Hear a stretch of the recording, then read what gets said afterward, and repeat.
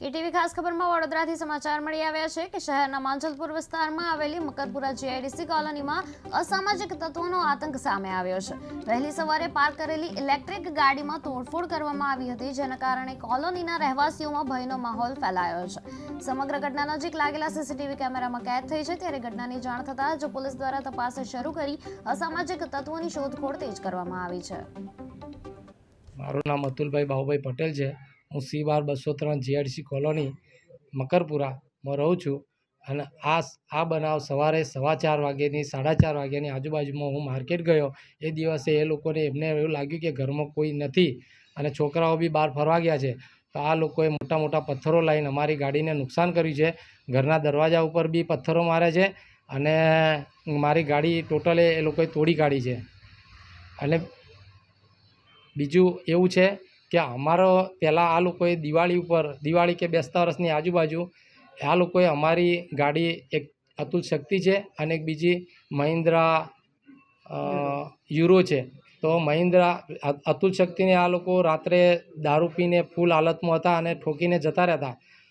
તો એ લોકો ઠોકીને જતા રહ્યા, તો પછી એ દિવસે રાત્રે બી અમે પોલીસને બોલાવી હતી, પણ એમના બધા અંદરના પવનનગરના બધા ભાઈબંધ દોસ્તારોએ એવું કીધું કે ભાઈ તમારી બંને ગાડીઓ ઠોકાણી છે, તો અમે તમને ખર્ચા પેટે તમે FIR ના કરો, તમને ખર્ચા પેટે અમે બધું કમ્પ્લીટ કરી આપીશું કે પૈસા આપીશું, આ ગાડી તમને રિપેરિંગ કરી આપીશું।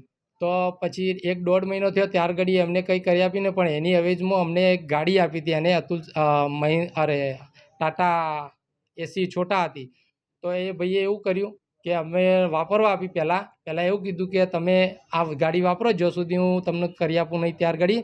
પછી 1.5 મહિના જેવું થયું, ત્યાર ઘડી ના કરી, તો અમારા છોકરાઓએ એવું કીધું કે ભાઈ હવે તું અમને અમારી ગાડી રિપેરિંગ કરી આપ, તું તારી ગાડી લઈ જા। તો એને સામેથી એવી અરજી કરી કે આ લોકો અમારી ગાડી લઈ ગયા છે અને અમને આપતા નથી।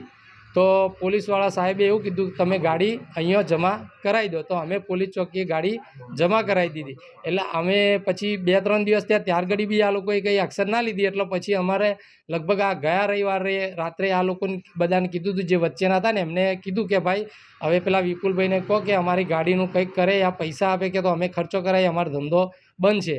તો એ વખતે એ લોકોએ વિપુલભાઈને બીજા 10 માણસો હતા જે બી હતા, એ બધા પલટી ખાઈ ગયા કે ભાઈ આવી કોઈ વાત થઈ જ નથી, એ રીતનું પલટી ખાઈ ગયા। અને પછી આજ રોજ આ લોકોએ જ કરાવી, વિપુલે જ કરાવી છે। વિપુલનો ફોટો નથી, પણ અમારી જોડે એક ભાઈનો ફૂટેજ આવી ગયો છે કે આ વ્યક્તિ આ છે।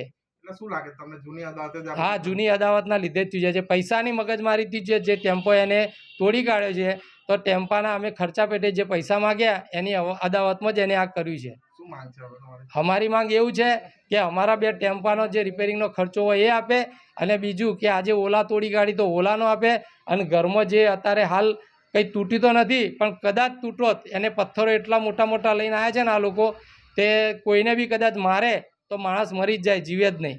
એટલે અત્યારે હાલ અમને ભયનો માહોલ લાગ્યો છે કે એની પાસે એ લોકો બધા દારૂ જ પીએ છે અને લગભગ એમના પાસે આખી ગેંગ છે।